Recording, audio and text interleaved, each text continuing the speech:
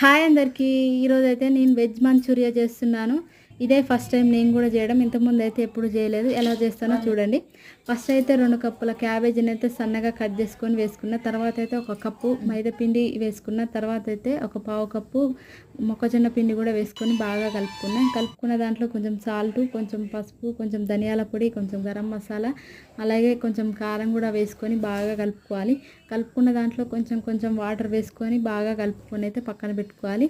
పక్కన పెట్టుకున్న తర్వాత ఇక్కడ నేనైతే బాగా పండిన టమాటాలను అయితే కట్ చేసుకొని మిక్సీలో వేసుకొని మిక్సీ పట్టి పక్కన పెట్టుకున్నాను.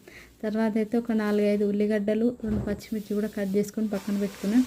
తర్వాత స్టవ్ ఆన్ చేసుకొని ఒక కడాయి పెట్టేసుకొని డీప్ ఫ్రైకి సరిపోయేంత ఆయిల్ పోసుకొని మనం ముందుగా కలిపి పెట్టుకున్న పిండిని అయితే బోండాల పిండిలాగా చిన్నగా వేసుకొని డీప్ ఫ్రై చేసుకొని అయితే పక్కన పెట్టుకోవాలి.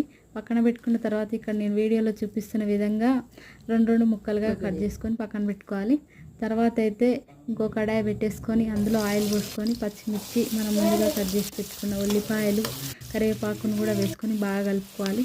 తర్వాత అందులో కొంచెం సాల్ట్, కొంచెం పసుపు, కొంచెం అల్లం వెల్లుల్లి పేస్ట్ కూడా వేసుకొని బాగా కలుపుకోవాలి.